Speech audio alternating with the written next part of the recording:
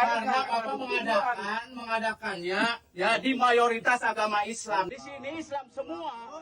Kalau di luar ini karena Bapak mengadakannya ya di mayoritas agama Islam. Di sini Islam semua. Kalau di luar ini Ya, ini sebenarnya statement lucu ya. Ini ya konteksnya mereka melarang ibadah. Ada orang ibadah dilarang. Marah-marah lah.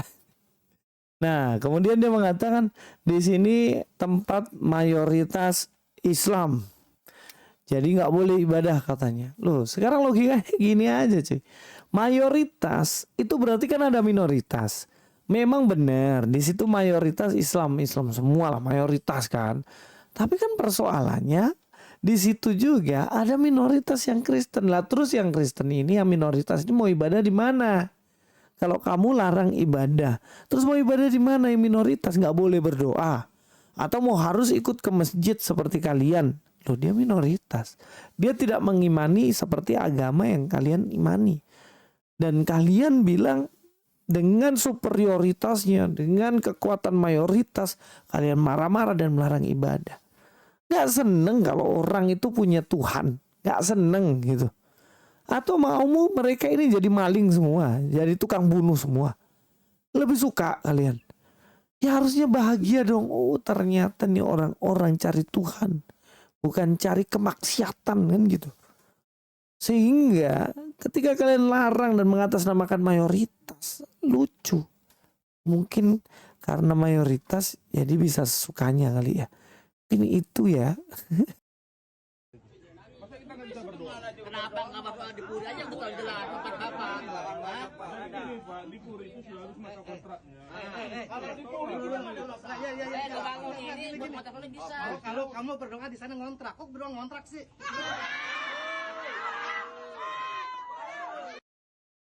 Aduh, ketawa bahagia karena bisa ngejek. Saya yakin nih orang pulang cerita dengan bangganya. Tadi saya bilang, wah masa ibadah ngontrak, mereka nggak bisa bicara. Wih, dengan bangganya dia cerita gitu nanti. Tapi ini sebenarnya kalau kita lihat baik-baik, ini pembulian. Pembulian yang terjadi kepada kaum minoritas. Di sekolah selalu bilang nggak boleh terjadi pembulian.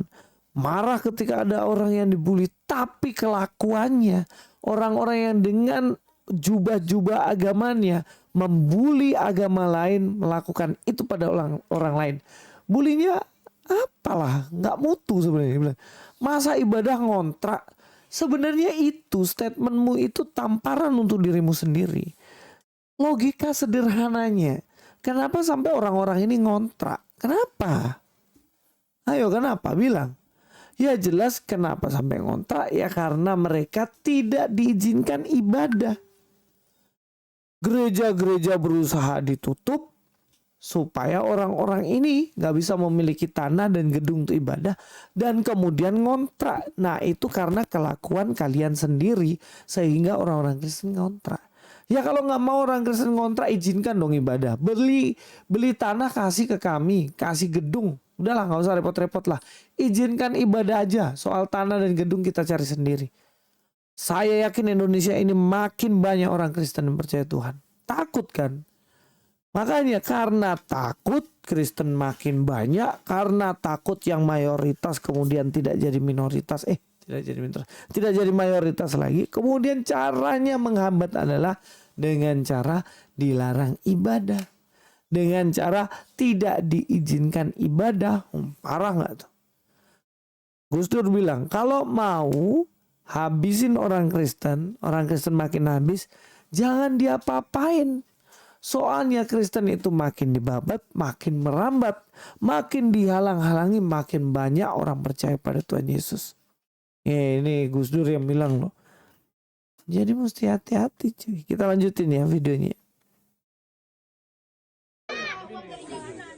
Jadi begini.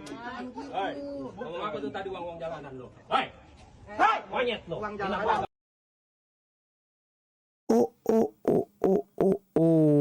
Dia bilang monyet lu katanya. Puas. Sudah bukan larang agama lagi. Mulutnya kotoran semua isinya. Sampah. bilang monyet lu ke orang lain. Weh, diajarin di agama, diajarin untuk bilang orang lain monyet. Bukan Tuhan yang ciptakan manusia sehingga kamu katakan dia monyet. Wah, rusak. Gak cocok pakaianmu itu loh. Pakaian-pakaian rohani, pakaian-pakaian religius, mulutnya kayak gitu. Kita dengar lagi ya. Apa yang habis tuh? Sampai itu gua.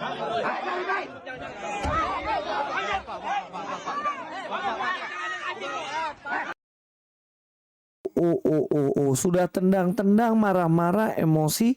Kemudian dia bilang binatang lagi dia bilang. Dia bilang anjing katanya. Walah. Nah monyet keluar, anjing juga keluar. Ini sebenarnya ajaran apa ini ya? Kayak gitu. Nggak, tapi saya yakin lah nggak mungkin diajarin gitulah di agama. Kalau bukan berarti mereka ini sebenarnya melarang ibadah mengatasnamakan apa?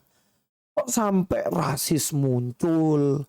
Kok sampai diskriminasi muncul? Keluar maki-makian semua muncul.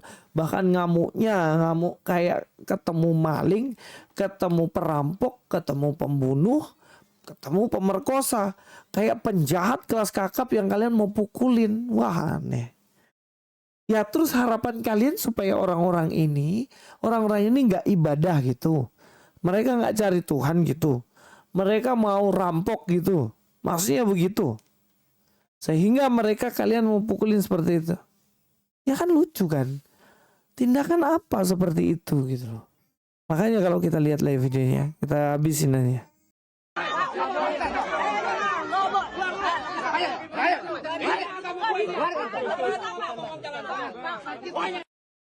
Wah.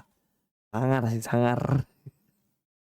Marah-marah yang ngeri. Ya saya jadi ingat ya. Bahwa orang-orang yang seperti ini sebenarnya. Ya kalau kita lihat sih sebenarnya semakin dekat dengan kebenaran sebenarnya. Sehingga Tuhan ngubah mereka 180 derajat itu cepat sebenarnya. Orang yang getol ngotot membenci Kristen. Wah jangan sampai Tuhan tangkap ini. Ketika mereka ditangkap sama Tuhan, mereka pasti akan percaya Kristus dan menyebarkan iman Kristen. Saya ingat Paulus, kejadian Paulus tuh mirip kayak mereka ini. Paulus kan tokoh agama tuh, pakai baju-baju begitulah, gitu kan. Tokoh-tokoh agama kebesarannya dan lain-lain. Dan kemudian dia minta surat sama bos besarnya. Saya mau aniaya orang Kristen, saya mau larang ibadahnya orang Kristen. Dia pergi cuy. Dia pergi mau aniaya orang Kristen, tengah jalan ketemu Tuhan Yesus. Lalu Tuhan Yesus bilang, Saulus kenapa engkau menganiaya aku? Wah. Dengan statement itu maka Paulus di waktu itu buta dan ada hamba Tuhan yang datang untuk layani dia, Ananias, dan kemudian butanya itu sembuh. Dan apa yang terjadi dengan Saulus? Namanya menjadi Paulus dan menjadi pemberita Injil terkemuka sampai saat ini. Luar biasa kan? Dari orang yang keras menentang, disitulah Tuhan punya kesempatan untuk ini loh yang benar. Inilah berubah kau. Itulah kenapa kita mesti doakan nih orang-orang kayak gini. Kita doakan supaya percaya Tuhan, supaya mengenal Tuhan yang benar. Kita harus doakan. Dan Tuhan Yesus bilang, untuk kasihlah musuhmu. Berdoalah bagi mereka yang menganiaya kamu. Wah ini saatnya menerapkan. Jadi ketika kita dilarang ibadah, makin giat ibadah. Makin kita dianiaya, makin giat mendoakan mereka. Batu yang keras itu aja kena air kan tik lama-lama pecah tuh batu. Apalagi kepala batu model begini, dengan doa tiap hari selesai mereka. Pasti Tuhan akan bekerja. Ya itu saja dari saya, Luis Prasetyo sini. God be with you.